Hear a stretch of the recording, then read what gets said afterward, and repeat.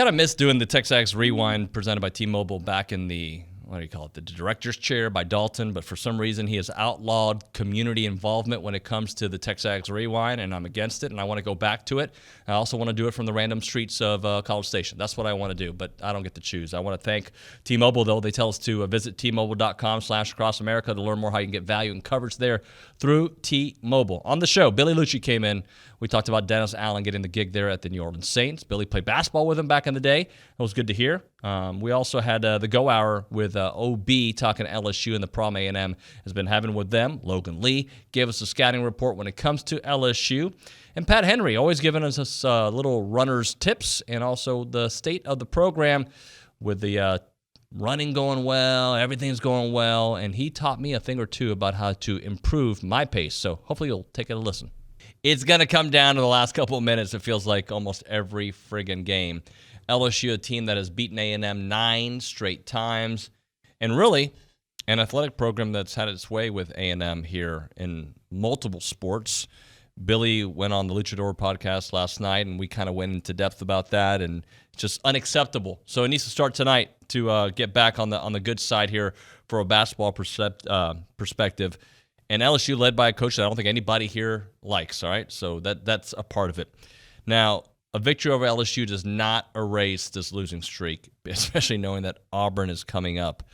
But let's just say that since every game has been so even and that LSU game hurt just a little bit more, and I believe the LSU loss is what sent us in a different spiral afterwards, right? That game just stung a little bit more. It's time to turn the tables with that 9-game losing streak, and obviously that's easier said than done, but they've got to get some good guard play. They have to get effective guard play. That means attacking the rim, kicking it back out for open shots. They've got to play great defense. Their margin of error is so small, but tonight a big opportunity. The other thing we're going to start the show off with is Dennis Allen getting the Saints head coaching gig. An Aggie who's paid his dues, an Aggie who's had a head coaching gig before, but now going to be able to take over the Saints, the team that he took over a little bit when Sean Payton had to leave earlier this season. So we'll talk about that with Allen. That makes it now Dan Campbell, Dennis Allen, Aggie head coaches there in the NFL. Aaron Glenn waiting in the wings, hopefully here soon. So how about that?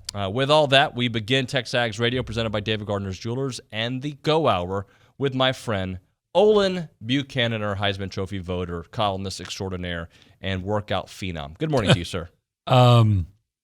Dennis Allen really didn't get a fair shake when he's with the Raiders. That was a terrible Raiders team that he took over. They were in a cycle in which Al Davis, I question where he was mentally. And they were just going through coaches like crazy. So technically, no, but in my mind, this is going to be Dennis's first real honest-to-goodness shot at being a head coach. When they were winning, we knew this team had major issues, but they were finding ways to win. They were gritty enough to win. But since the losing streak, they are gritty. They keep themselves in games, but they make these mistakes at the most inopportune times now, and it just magnified because they lost the previous game the same way and the game before that the same way, and it just becomes too big, too much. You know, I think it's a combination of playing better teams, playing teams that are in the top 25, and then you kind of lose you lose your mojo a little when you're on a losing streak and things aren't going the right way and you don't get the favorable bounce and teams are grabbing loose balls quicker. They're quicker to the floor than you are, and everything just starts to snowball and steamroll into much larger issues. I think this team, outside of 2 games, the South Carolina game and the Missouri game, they're probably right where they should be. Okay. Going into the season, did you think they were going to beat Kentucky? No. Did you think they were going to beat Arkansas at Arkansas? I thought they might split. Did you think they were going to beat LSU at LSU? Thought they might split. Before the season. Sorry. I was thinking before SEC play because I bought into their bad schedule and thought they could win some games. Before the season started. No, you didn't think that. This is a team that was picked 12th in conference. Yeah. You know, and I don't think they're 12th. I thought a good number for them was between like their losing streak, 6 and 9. You know, I thought they were those teams between those in the conference. And heck, they're playing LSU tonight in Reed, and LSU is 4-6. They're not a great team. There's a lot of teams in the SEC that are struggling, man. There are, and which is maybe the problem, Logan. I'm sorry, because we saw because the games are so winnable, yeah, right? I know. Like that's why the struggle, right? Because I'm sorry, they should have won against Kentucky without question. Just hit one more three. I know that's or a free throw. Or free throw. Okay, they I don't know if should have won against Arkansas, but it was into overtime. Could have won in Arkansas. I'm sorry, they should have won at LSU. Absolutely. And I think because those shoulda ones are now against really good teams aren't here.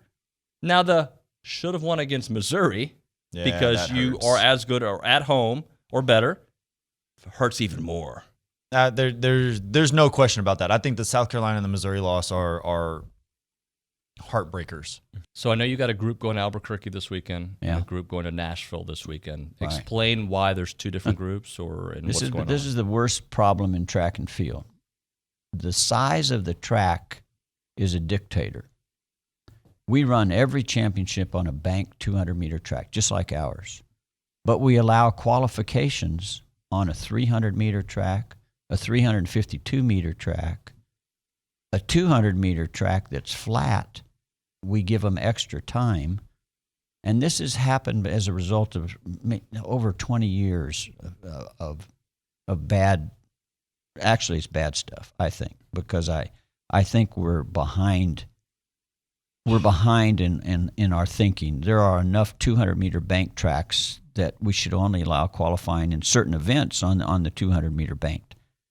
The national championships, the world championships are governed by qualification or running on a 200-meter track banked. Okay. They won't accept, and the world championships will not accept the time run on a flat track. It has to be run on a banked 200-meter track. So in the NCAA, I think we need to do some changing. There are some things that you can be competitive anywhere, but to run a 200-meter on a 300-meter track is much different than running on a 200-meter bank. Same with 400 meters. Same with the 800 or mile. All of those events, the bigger the track, the faster a human can run. Mm-hmm. And the 200-meter banked is a standard size track around the world. Dennis Allen getting the head coaching gig there at the Saints, that's great news, and one that I think we all expected about a week ago when that started trickling out about Sean Payton. Speaking, I heard you, both of y'all yesterday, and Lucas talking about basketball. DA I used to hoop with him all the time. There was a little house over here on the south side of town where they lived. Lumpy, some of you listening know Lumpasad. But they were roommates there, and Cole Reinert's old 12th man deep snapper, kind of the original Connor Choate.